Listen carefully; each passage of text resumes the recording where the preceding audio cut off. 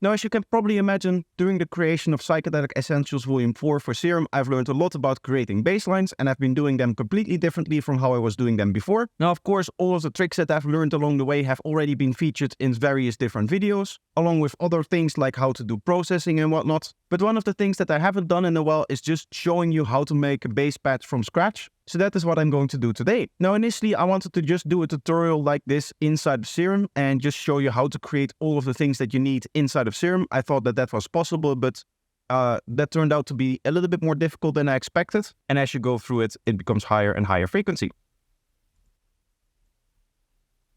Hè? Waarom doet hij nu zo ineens dat?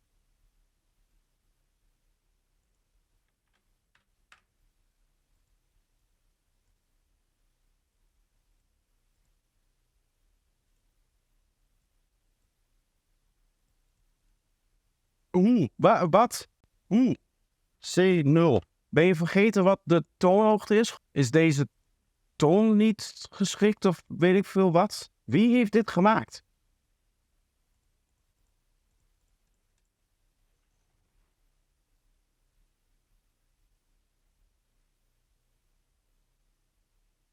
Wat? So instead, what I'm going to do is I'm actually going to use 3 different plugins because I know that that's a workflow that already works. And that is because, of course, inside of this project, I've already been experimenting with this workflow.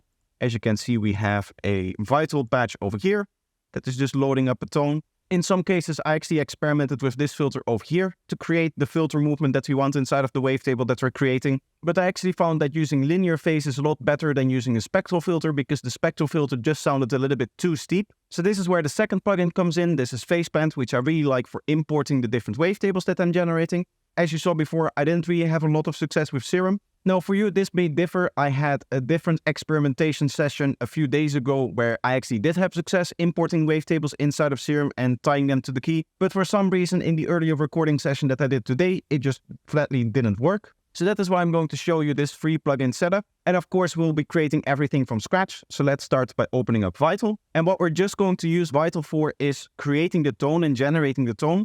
As I said before, I was experimenting with the spectral filter over here, which is the real reason why you would need something like Vital, because this can only be done inside of Vital. But of course, now that we don't actually use that filter, we're just using this to generate the tone that we're going to filter, which we'll then later filter with a different plugin. So in terms of the tone, I of course go for my bass tables pack. This is where I have all of the wavetables where I can find different tones inside of the wavetable. And honestly, I just do it on view. Mainly, I like to go for the 8 versions over here, and I just like to scrub through it until I see a waveform that I really like. In terms of characteristics, this is kind of the characteristic that you're looking for, and they can have that sine wave kind of slowing down over time characteristic, and we have a transient over here. There may be some other ones that, as you can see over here, are a little bit more wonky. So this wouldn't be one that I would use. In this case, I do really like this wavetable over here. What I'm going to try to do is see the other 2 variations because we have a very strong peak over here. And I don't actually want that there. So I'm going to need to remember bump alt -50 500 Hz 8. And I'm just going to scroll down until we get the no sub variations. And then this is the same wavetable that we saw before, but just without the sub bass. And we can see that we still have like a very high peak over here, which I'm not really a fan of. So I'm going to try to see if I can find one where that isn't so much the case. What I'm also looking for is getting the transient close to 0 crossing. If I move this up, you can see that the waveform kind of ducks below or ducks above, and that can cause some peaks as well. So that is not really what we want. So maybe something like this in the middle would be nice. In terms of sound, I can play you the sound, but you won't get any wiser from it because right now it's just like a static tone. And you won't really be able to tell what this is going to do inside of the bassline until we actually develop the wavetable and start developing the actual bass pass around that wavetable. So what I'm just going to do is I'm going to lay out the MIDI clip that we're going to use to create the wavetable. And we'll place down a note on C0. So going down 1, 2, 3 octaves from the middle C inside of Ableton. If you're in a different DAW and you don't get this exact tone, of course you want to find the octave where you get this kind of tone. Now, quick intermission just so that I can say that if you see this video before the 25th of August, then you can get 30% off of all of my products over on my Gumroad page. So if you're interested in that, make sure that you go check that out. And now that we have our tone, we need to apply our filter movement. And what I found is that the best way to do that is through linear phase filtering. Of course, we don't want actual like phase shift in this filter because we have spent so much time finding the exact tone that we want, and we don't want to ruin that with any phase shift. So what we're going to do, instead of using something like an auto filter or any regular EQ plugin, is I'm going to go into M Equalizer LP. The LP, of course, stands for linear phase here. And we're going to create a low pass filter, 24 dB per octave, and I'm going to set it to 20,000 Hertz. I'm going to leave the Q at its default value. If you're using Pro Q3 for your linear phase filtering, then this would be equivalent to a value of 1 in the Q. I believe Pro Q3 actually measures the Q a little bit differently, so 0.71 is equal to 1 in Pro Q3. But essentially what you can check is that the shape just looks like this and that we don't get any like actual peak going upwards. Of course, this is also what we tend to use for the bass lines normally. So we don't want to go higher up like this to get like a spike out of it, but we also don't want to get any lower where we don't get the highest frequencies in here. So we'll just set this back to exactly where it was before. And then we're going to create the filter movement. In this case, what I like to do is I like to make a point right after the starting point here, all the way up, of course. And then we're going to set the cursor over here so that we can actually see the frequency down here. And we're going to tune it to roughly like 80 Hertz is what I found to work. So something like that. And then we just want a straight line going down like this. The final thing that we need to do is turn down the phase all the way. And I believe in this case, we need to set this to right before 360. So let's set like 353 would be okay. I just need to check this real quick. The way that I'm going to do this is duplicate it and then freeze and flatten, which we will need to do anyway to create the wavetable. What we essentially want is the click right at the start, which as you can see is exactly what we have. So now from here, once we're happy with this file, what I'm going to do is right click this and crop clip so that we can later on drag it inside a phase plant. And that is what we'll do next in order to import this into a wavetable. So opening up phase plant here, we just need to create a wavetable oscillator. And then we click here. Let's move this out of the way a little bit so that we can just drag in the file. And as you can see, Vital has no issue actually importing the file. What we do need to do is make sure that this is either set to naive or correlate over here. As you can see, that means that our transient is going to be at the start here. Depending on which one you use. In this case, correlate seems to shift around a little bit less. So if I put naive, you can see that it moves back and forth a little bit more, right? And that is not what we want. We just want it to be kind of static and just opening up into higher frequencies. So now we have our wavetable. We just want to save it. We're going to go save here. In this case, I'm just going to name it Bassable 8 over here. And then we click OK. This should be our wavetable now. So let's see if we can make a bassline out of that. What I'm going to do is I'm going to move down here to my experimentation area where I already have some kick and bass stuff.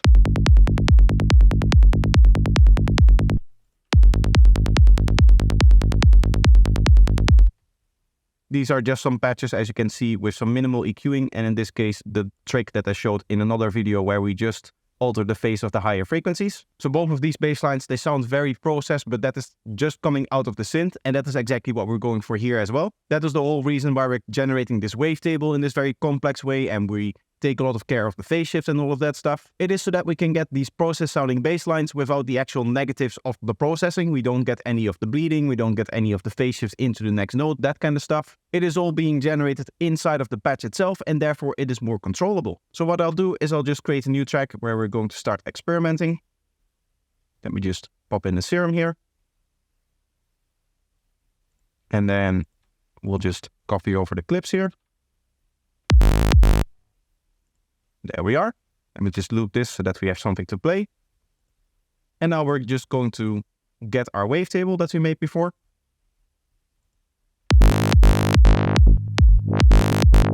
And if we set it up like this, where we're just going to set the 16 note over here, and we're going to create an envelope like this, and reverse modulate the wavetable position like this. In this case, we get a little bit of a strange click. That is because we would need to start the modulation at the top. And in this case, we're just going to snap back up. And there we can start to hear our bassline. But because we removed the fundamental frequency of the wavetable when we were creating it, our bassline doesn't actually have a sub-bass, and that is by design. If we go in here, you can see that there is no lowest harmonic here. And that is because we actually want to have that separate. Because what we can then do is we can have this lowest fundamental come in a little bit later, meaning that we leave some space for the transient to be nice and powerful. and then the sub of the bass takes over and it becomes more prominent towards the end part of the bass line. So we'll again set up an envelope for it, maybe a shape that looks somewhat like this, and we'll assign that as well.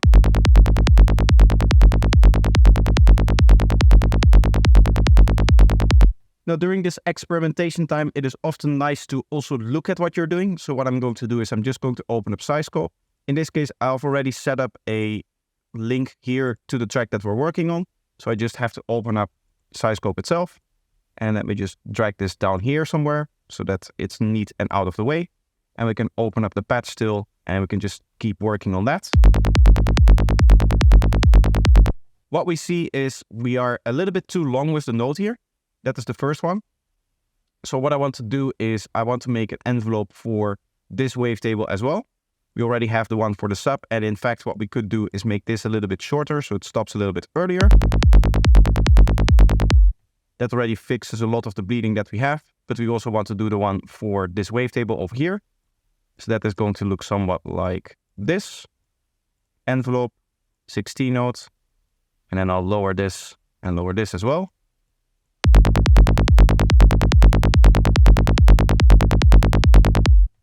Now I may notice that the first note over here that is currently playing on top of the kick is way too loud. That's because we haven't set up any velocity sensitivity yet. The MIDI that we're using is already programmed with the velocity in here. If I open up this, you can see that we actually have different velocities for the first note. This is because you don't actually have to sidechain this bass line because, again, you don't have to resample it. So it's much easier just working with this in MIDI and just doing the sidechaining inside of MIDI, aka determining the volume of the bass line inside of MIDI. This also allows you to do cool stuff, for example, like this. Let's say that we take this thing over here and we loop these first two parts.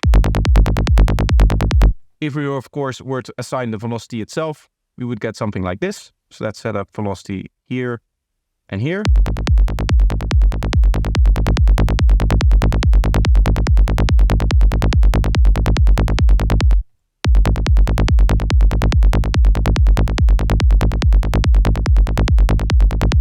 You can see how easy it is to actually program in something like a groove here. Now for now, I'm just going to use straight rolling bass lines.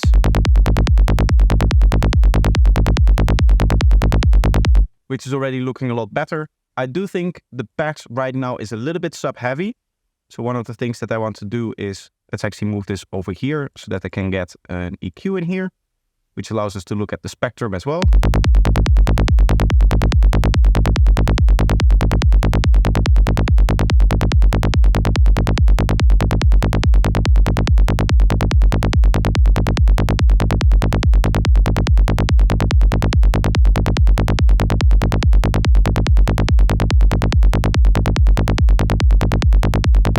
There we are. Now looking at the waveform that we see over here, we can see that it's a little bit of a mess. As you can see, there's like random spikes and random dips over here. So it's not really the best waveform that we have right now. And one of the issues with the way that I'm creating bass patches now is that I need the sub oscillator in order to generate the sub. I cannot do that in oscillator B, and that is because we're going to implement a stereo effect in that oscillator, which I'll show later. Unfortunately, there is no way to set the phase over here, so I cannot change the phase of the sub oscillator against its upper harmonics, meaning that we're pretty much locked in whatever phase that we have over here. Of course, I could change it here, but that would also offset the transient. So here we can see we get a much cleaner body without a lot less spikes. But of course, the transient now is delayed in and it's going to sound really wonky. That is not what a bass line is supposed to sound like. So this phase has to stay wherever it is over here so that it's right before the click. The click is over here, so the phase is over here. It loops around and then the click starts to play immediately at the start of the note. That is, of course, also why we always set the randomness to 0 so that it always plays at the exact same spot. What we can do is try a few phase editing tricks inside of the oscillator itself. So the very first one that you can try is just flipping the waveform, which is already a bit better, but I would maybe like to see the first harmonic a little bit changed. The way that we do this is we have to scroll up to the highest frequency over here. And as you can see, for all of them, for all of the wavetables, all of the phases are the same. You can see some variation in this one over here, but because there's no volume in here, that doesn't really matter. We're mainly focused on everything from bin 2 upwards. And you'll see that for those bins, it doesn't change the actual phase.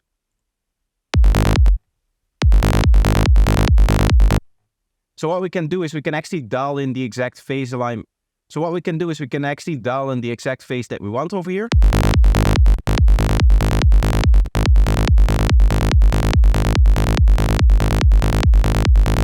Something like that. And then we'll just go into process, set phases, this frame to all. And one of the things that we want to do is we want to gain stage them.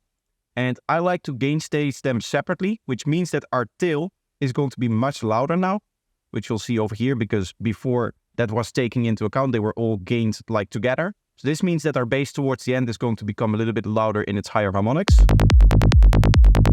which we can just compensate for over here.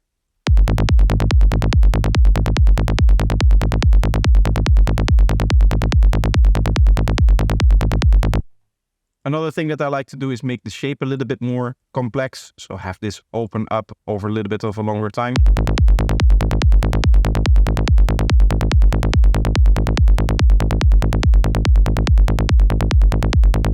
And usually what is a fun thing to do is have it open a little bit too much for my liking. So something like this. We get like a very open, very high bass sound, which I don't personally like. I like it a little bit closer. But what I then like to do is assign a few macros here to the X, to the Y, and then maybe some of these points as well if needed. And then what we can do is we can make it so that it goes a little bit forward and a little bit down as well, like this maybe. For now, we'll set these to 0 and 0.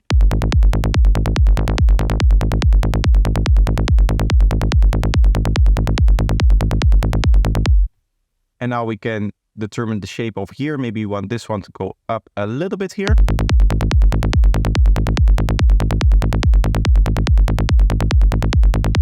And that down a little bit more. So this actually allows you to change the envelope that is being used for the bassline.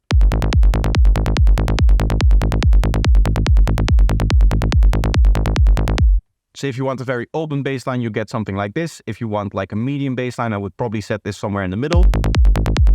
For my personal taste, this is kind of the envelope that I like. But if you want a really close bassline, you would go for something like this, of course.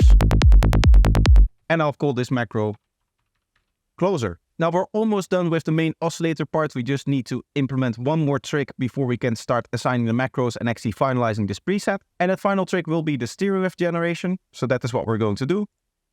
I'm going to draw in a shape that looks somewhat like this. And what I want to do is turn on the noise oscillator, and I want to go in here and then copy oscillator A to B with mods, which we see just gives us a copy of the wavetable. Now what we're going to use this wavetable for is generate the stereo wave of the bassline. So this is purely going to be stereo generation. The way that we do that is we want to pan it very quickly from left to right. So we're going to drag this shape into the noise oscillator here, set the volume all the way down, and then we want to pitch track it, and we'll tune it up to 48 semitones over here. Now what we can do is we can right click the panning over here and actually modulate it with the noise oscillator, which gives us a terrible sound. Maybe we'll need to pitch this up another octave.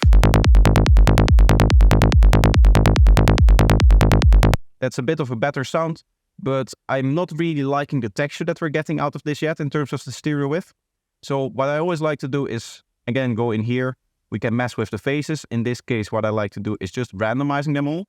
So we randomize them all. Of course, we want every frame to have that. So again, we'll have to set the phases this frame to all. And of course, we still want the envelope in here. Now, personally, I don't like having my lower mid-range this stereo, and I often also don't like the high frequencies to be this stereo. In this case, I'm not too unhappy with how the high frequency sounds, so I'm willing to try just a high pass filter on this.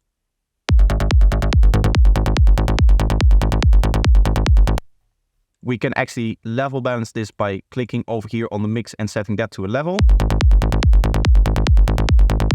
And in this case, it is nice for somebody to be able to dial in the level of the stereo wave, so we'll set up a macro for that.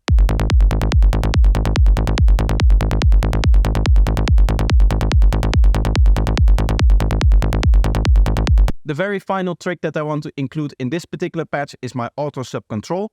What that does is it removes the sub bass on the parts where the kick is playing. So it always assumes that the kick drum is playing on the first half of the beat, and on the second half of the beat, the bass line is free to have its own sub bass. This just makes mixing the kick and bass a lot easier. We can already see that in terms of phase alignment, we don't have any major issues over here in this particular case. But of course, if there's no sub bass on the part where the kick plays, it just minimizes the amount of problems that you can have. So the way that we want to do this is we want to set up something like this. This is going to be the shape. Because our sub bass comes in a little bit later and it stops a little bit earlier, we can have a little bit of margin of error in here, in that we can have a little bit of time for it to fade in and a little bit of time for it to fade out. That is a better approach than just making something like this, which is going to cause clicks and whatnot.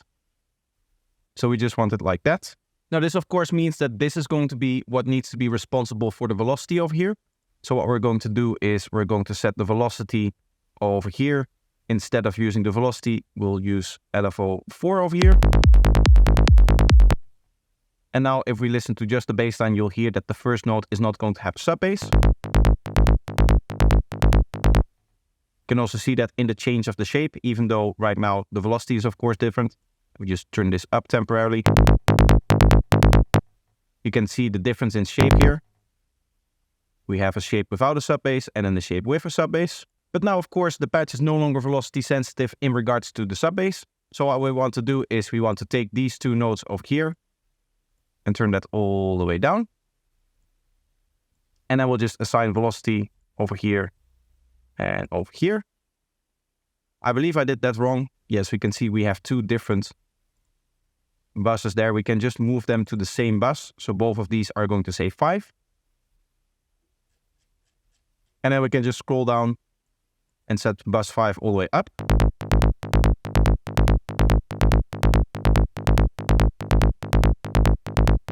And now you can see that our patch is once again velocity sensitive. Now finally, I want people to be able to still turn off this particular feature of the patch. If they still want to phase line in the traditional way and they do actually want the sub bass in there, then it may be nice to have the auto sub control turned off temporarily. In order to do that, that is also pretty easy. We just need to make all of the other points velocity sensitive as well. So we'll set that up on their own separate bus here. We'll temporarily move this out of the way so that again, we'll set this to bus 6. This one we'll set also to bus 6 here. And then we just have to move the points back to where they were. There and there. And now this is another velocity sensitive bus. If we just play it normally, we get a flat line, meaning that our auto sub control is not engaged because the sub bass is going to play at the same level everywhere. By the way, keep in mind that this LFO is set to 1/4, so this is just tied to the beat of your track, meaning that, again, this is always going to be in response to the beat of the track, in response to the kick drum. But in this particular case, it allows us to set a macro over here. So if we set macro 3, we have sub control here, which will just invert so that the functionality is easier. If you turn on the sub control, if you turn it up all the way, you get full sub bass control here. And if you turn it down, now you can see that we have the sub bass back in here.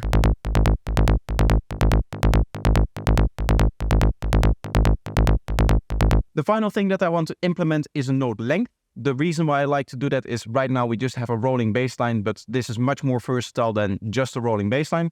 For example, we could turn this easily into triplet notes or an offbeat bass as well. The way that we want to do that is we want to make sure that all of the LFOs are actually synced together, all of the LFOs that are actually part of the envelope. If I move between them and you take note of the knob over here, you can see that there's different positions between them, meaning that if we were to modulate them, they could change timings at different parts of the modulation. So we want to make sure that they're all the same. The way that you do that is you just take what is written in here, Control C, Control V. You might not even need to actually Control V. Maybe just hitting enter on them will actually sync them up. And now what you can see is that they're all exactly the same, in that the knob isn't moving around anymore. And now we can set the modulation. And what I found is that -13 on these, all three, works really well because that gives you a nice range. We'll also turn on triplets for all of these so that we can do triplet notes. And you can hear that that makes the notes longer in terms of the modulations longer. So what we want to do is say that you want to turn this into an offbeat bass. You want to take the MIDI, and of course you want to write in your actual offbeat bass in the MIDI as well. Like, this isn't magic, it cannot ignore the MIDI. Now we, again, looking at size scope, we just turn up this macro until we have a length like that. You might want to do a little bit of compensating for this. Right now it feels like the modulation is a little bit too long. So maybe over here.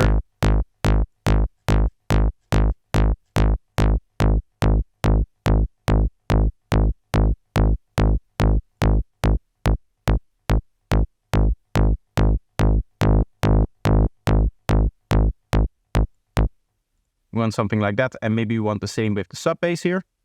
So again, we'll do that on the X, and we'll just make sure that it moves forward a little bit.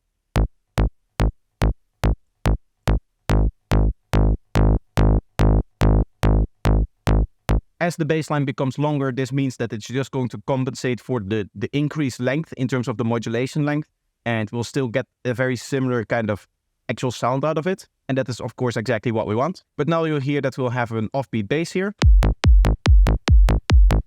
which again, if we set the note length here,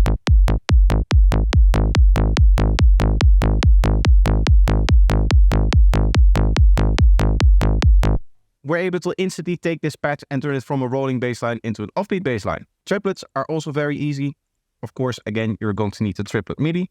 So let me hit Ctrl-3 over here and set up a triplet, which I believe is this long, maybe one shorter. Actually, two shorter. There we are. And then of course we delete the first note and we'll lower the velocity of this note a little bit. And we'll duplicate this mess over. And of course, again, we'll have to set the note length in a way that makes actually sense with the length of our notes in the MIDI.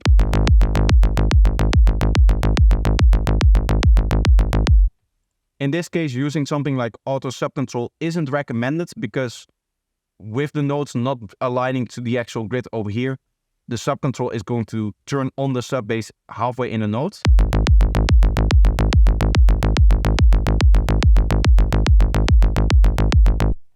Which sounds a little bit off in my opinion, so I'll just turn that off. I have the sub bass everywhere, and then I would just need to phase line this in a proper way. Again, of course, you have other modulations that you can set here.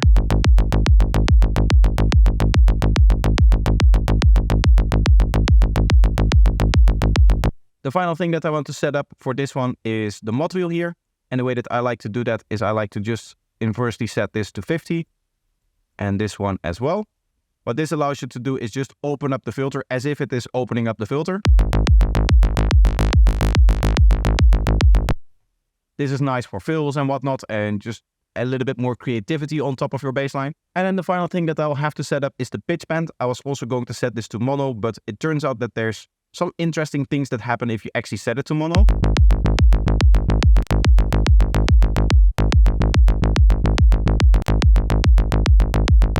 For some reason, this particular patch doesn't properly re-trigger if it's set to mono. I don't know exactly why that is. It probably has to do with the MIDIs actually lining up here and touching each other. If I make this just a little bit shorter, that shouldn't be an issue if I set it to mono. This just prevents you from playing multiple notes at the same time.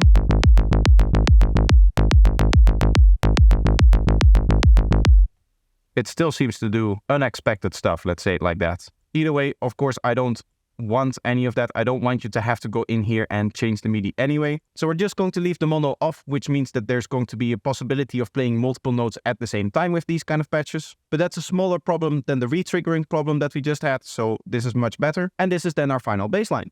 I've just given it a small description over here. I often write in here what the mod wheel is doing because just like the other macros, it is kind of used as a macro, but it doesn't have the label, of course. And now I just have to save it as a preset inside of the pack. In this case, all of the patches that have the subcontrol in there are going to be titled as such. I did make a few of these before being able to implement the subcontrol properly, so I'm going to go in here and maybe go through one or two more of these presets and actually add the subcontrol feature to it. The final thing that I want to show you in this particular video is just already a preview of some of the other basses and what they sound like.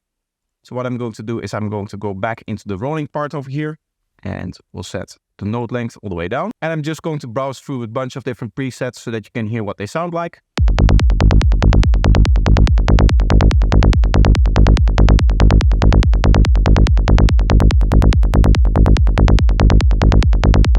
This is more of a darker one. This is sliding bassline that would need a different MIDI. So for now, that's not what we're going to listen to.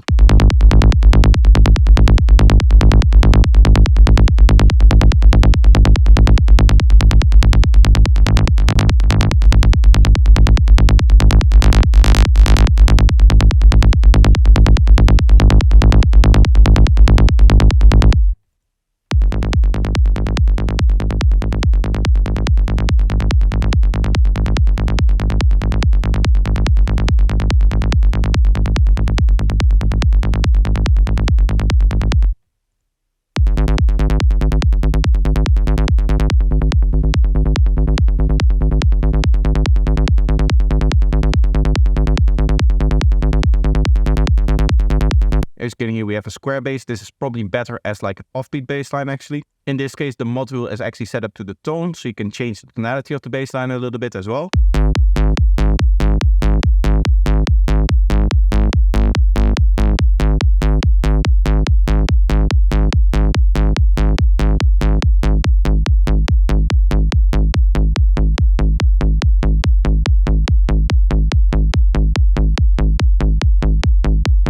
Again, as you can hear, with just a little bit of that module, we get a little bit of the bend in here, which is responsible for generating a few of the saw wave harmonics.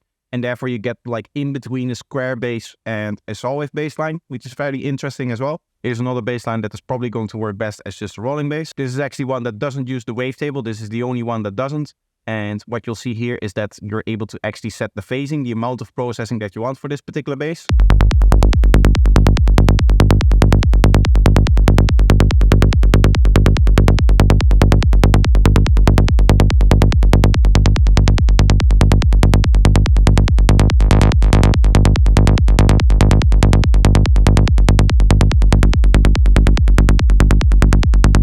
So that's just a little preview of some of the patches that I currently have. Of course, I'm still working on the pack, so some of these may also change. I'll have to run down another process of actually checking out all of the presets and doing like the final checklist to see if everything is set up correctly, if all of these extra parameters and stuff like that, like pitch bend and the portamento and whatnot, whatever the bassline needs is set up properly. And in that, I might also change some actual fundamental parts of the preset as well. But for now, this is my progress with creating the presets for the basslines. So I hope that you learned something from this. I hope that the process was clear enough. I know that over the last half year, my way of doing basslines has become exponentially more complex. So hopefully showing off just creating a preset from scratch actually shows you some of the thought process behind it and how this is a much more different approach than your traditional bassline creation. That being said, you don't have to do it this way, of course. There's a lot of benefits that you get from this, mainly the fact that you don't have to resample this and that you can just leave it inside of MIDI. So that's going to be it for today. I hope you enjoyed this one. Let me know if you did by leaving a like and make sure that you subscribe to the channel.